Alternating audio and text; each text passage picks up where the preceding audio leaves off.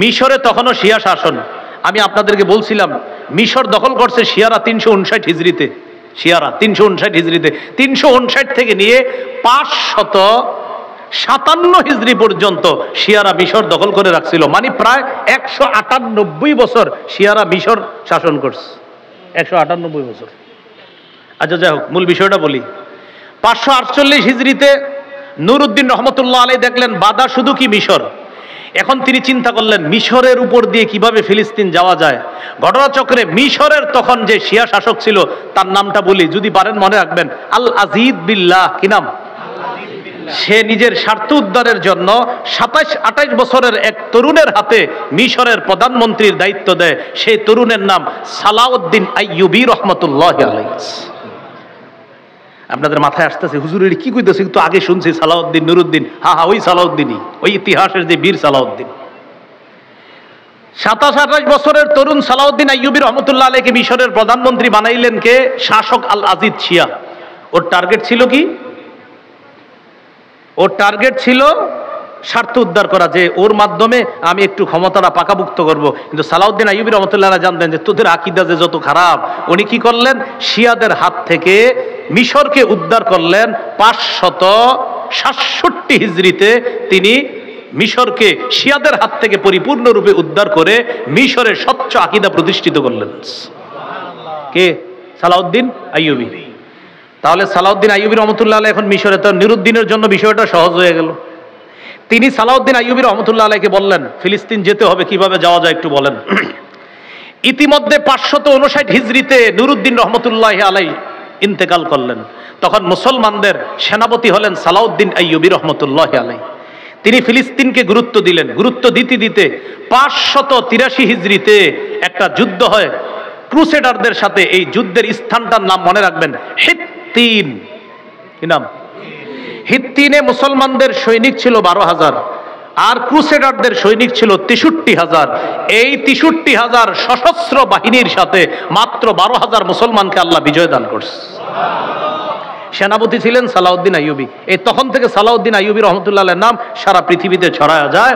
আর বর্তমানে আমরা নাম কামের জন্য ইউটিউব আর ফেসবুকের দ্বারস্থ হওয়া ছাড়া আমাদের নাম কোনোভাবেই কিন্তু হবে না। ওনাদের নামগুলা এখনো আমরা জানি। ইখলাস ছিল, আমাদের তো ইখলাস নেই। 583 হিজরিতে হিত্তিনের যুদ্ধে খ্রিস্টান 63,000 ক্রুসেডারকে হারানোর পর এদের ভিতরে একটা ভয় ঢুকে গেছে, সর্বনাশ, সালাউদ্দিন আবার কে? এরপরে 1 মাসের মধ্যে উনি একের পরে এক অঞ্চল, মাত্র 1 মাসের মধ্যে একের পরে এক অঞ্চল শোচনীয়ভাবে পরাজিত করতে করতে মাত্র 1 মাসের ব্যবধানে ফিলিস্তিন ঢুকে গেছে। কয় মাসের ব্যবধান?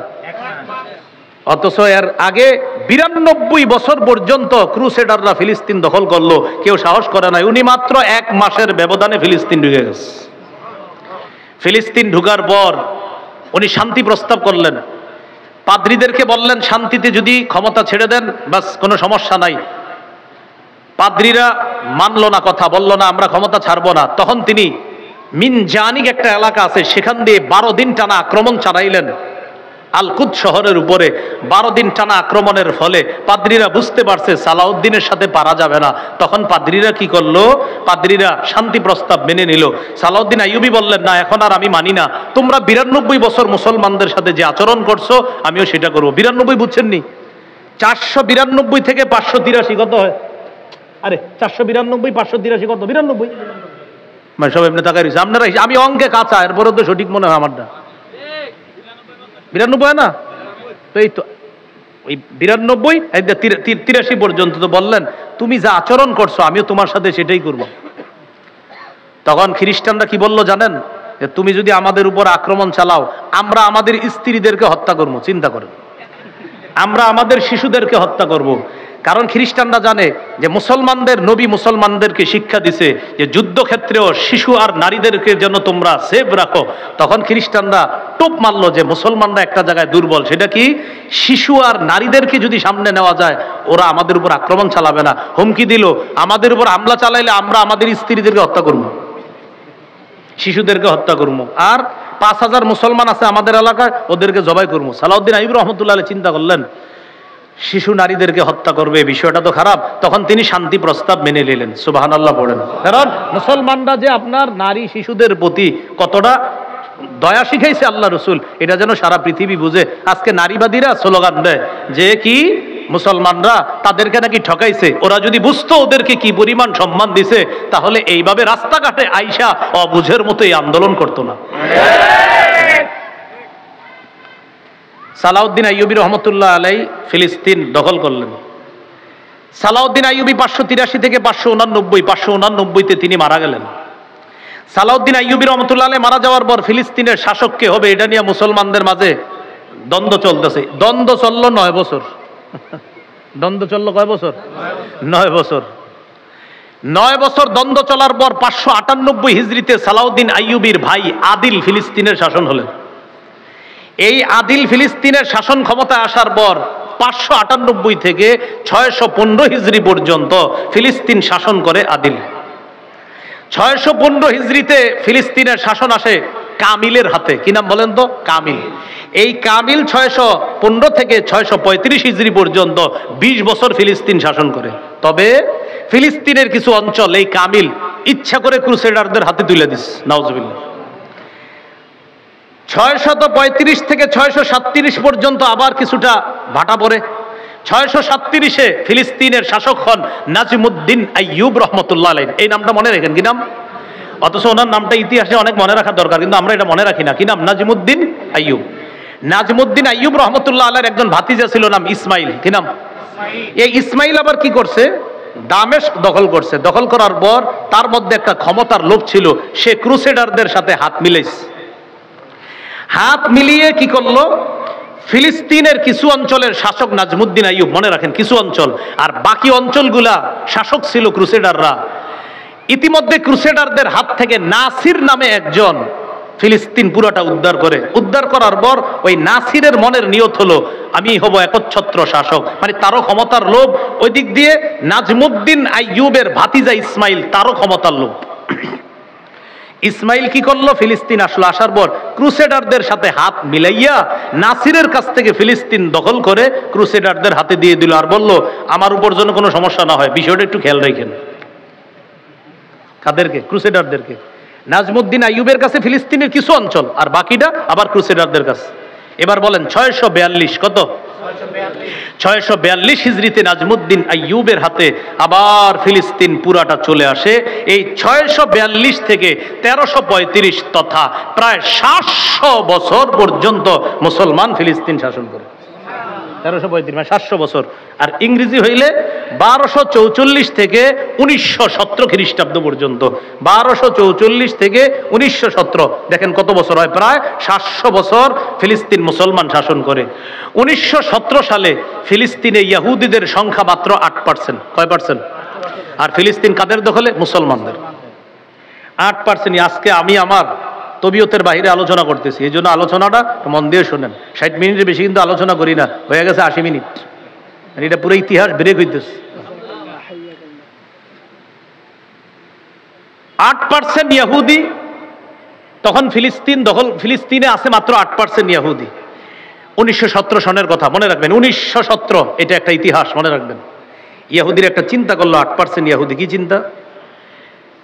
আমরা দুনিয়ার যত ইহুদি আছে সবাইকে আবার ফিলিস্তিন একত্রিত করব, করার পর আমাদের বাপদাদাদের সম্পদ আবার ফেরত নিব। ফিলিস্তিন আমাদের আদি নিবাস। বলেন তো আসলে ওদের আদি নিবাস? আমি ইতিহাস বললাম ওদের আদি নিবাস না, কিন্তু ওদেরা বলে আমরা এটা উদ্ধার করতে হবে। করার পর বাইতুল মুকাদ্দাস এখান থেকে নিয়ে মদিনা পর্যন্ত লম্বা একটা এলাকা আমাদের হাতে নিতে হবে। এই পুরো এলাকাটা একটা সাম্রাজ্য গড়ে তুলবো আমরা। এটার নাম দিছে তারা গ্রেটার ইসরায়েল। কি নাম দিছে? Greater Israel. এটা হলো তাদের একটা টার্গেট। ওই সাম্রাজ্যের মধ্যে থাইকা পুরো দুনিয়া তারা শাসন করবে, আর তাদের কথায় চলবে দুনিয়া। এটা হলো ইহুদিদের টার্গেট। এটাকে আরবিতে বলা হয় সাইহুনিয়া, এটাকে ইংরেজিতে বলা হয় জায়োনিজম, আর বাংলায় আমরা মন যা চায় তা করব আর কি, এরকম আর কি। মানে আমাদের মন মতো চালামু দুনিয়া, এটা হলো আর কি আপনার। তাহলে সাইহুনিয়া আরবি, ইংরেজি হলো জায়োনিজম, বাংলা মানে আমরা যা মন চায় তা করবো, এই আর কি। মানে আমগো মন মতো দুনিয়া চলতে হবে এই। তখন তারা 1917-তে ফিলিস্তিনের মুসলমানদের কাছ থেকে কম দামি জমিগুলা বেশি বেশি দাম দিয়ে কিনে। টার্গেট বেশি দামের জমিগুলা কিনে কিনে এলাকা বাড়ানো। তখন ভারতীয় উপমহাদেশের ওলামা একরাম ফতুয়া দিয়েছিলেন, ফিলিস্তিনের মুসলমানরা ইহুদিদের কাছে জমি বিক্রি করবা না, তাদের দুর্বিসন্ধি আছে, কোনো তাদের টার্গেট উদ্দেশ্য মনে হয় ভালো না। যেই ঘটনাটা কাশ্মীরে ঘটতেছিল, কাশ্মীরের কিছু অঞ্চলে কিন্তু আপনার হিন্দু সম্প্রদায় প্রচুর জায়গা কিনা শুরু করছিল। ভারতের ওলামা একরাম, বিশেষ করে আল্লামা তাকি উসমানী হাফিজাহুল্লাহ, তিনিও বলেছিলেন যে না না না না, এদের কাছে জমি বিক্রি করবা না, টার্গেট বেশি ভালো না। এই জন্য এখনো মুসলমানদের বেশিরভাগের একটা অংশ এখনো কাশ্মীর জুড়ে আছে। না হয় কিন্তু এইভাবে জমি জমি দখল করতে করতে নিয়ে নিত পুরাটা। তো ভারত উপমহাদেশে ওলামা একরাম বলছিলেন জমি বিক্রি করেন না, যদিও বিক্রি করা যায়, কিন্তু বলছে বিক্রি করেন না।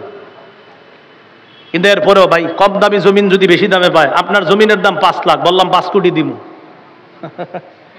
না করলেও তো বেশি। এইভাবে কম দামি জমি বেশি দামে কিনতে কিনতে জমি বাড়াইলো।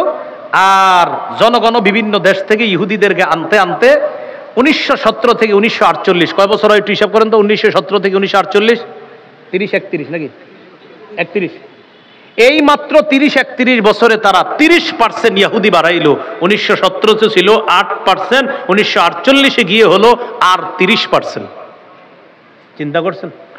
আর 30% ইহুদি হওয়ার পর তারা আলাদা একটা এলাকা জুড়ে সাম্রাজ্য গড়ে তোলার পর ওই এলাকাটার নাম দিল ইসরাইল। সেটা বললো তারা নাম দেওয়ার পর এটাই একটা রাষ্ট্র। দালাল কিছু দেশের সহযোগিতা, এর মধ্যে অন্যতম ব্রিটেন, এদের সহযোগিতায় তারা একটা রাষ্ট্রের ঘোষণা দিল, সেই রাষ্ট্রের নাম ইসরাইল। কি নাম? ইসরাইল। সেটা হলো এই ইসরাইল। এদিক দিয়ে পাকিস্তান স্বাধীনতা লাভ করলো, এদিক দিয়ে ইসরায়েলের স্বাধীনতা। পাকিস্তানের মোহাম্মদ আলী জিন্নাহ মৃত্যুর আগে তার বোন লেখছে তার সম্পর্কে, যে ভাইজান বলছিল মৃত্যুর আগে 3টা কথা, মুহাজির, ফিলিস্তিন, কাশ্মীর। মুহাজির, ফিলিস্তিন, কাশ্মীর, এটা বলছিল। বইলা লা ইলাহা ইল্লাল্লাহ পড়তে পড়তে ভাই ইন্তেকাল করছে। এখান থেকে বোঝা যায় আগের মুসলিম শাসকরা ফিলিস্তিন নিয়ে ভাবতো, কাশ্মীর নিয়ে ভাবতো। বর্তমান মুসলিম শাসকরা মুনাফিক রূপী একটা মুখোশ পরে বসে আছে,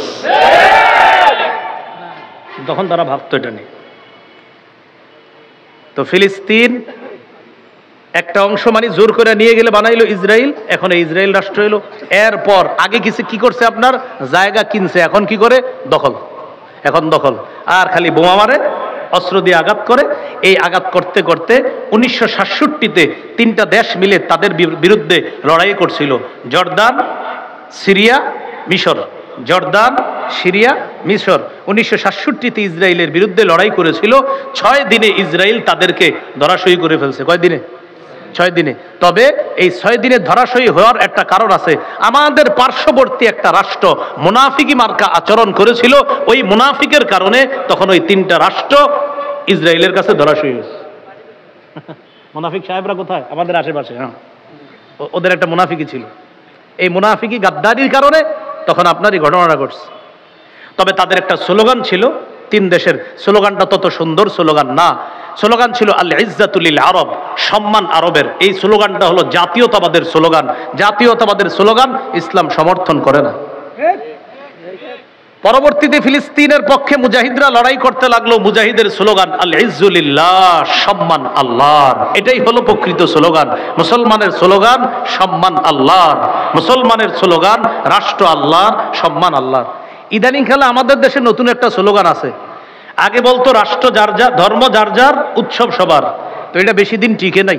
এখন নতুন একটা স্লোগান, ধর্ম যার যার, রাষ্ট্র সবার। এটা নতুন স্লোগান না, এটাও সঠিক স্লোগান না। বলেন আমার সাথে, রাষ্ট্র বলেন, বলেন রাষ্ট্র আল্লাহর, মনোনীত ধর্ম আল্লাহর। বলেন মনোনীত ধর্ম কার? রাষ্ট্র কার? হ্যাঁ, রাষ্ট্র আল্লাহ। রাষ্ট্র সবার মানে রাষ্ট্র আল্লাহর।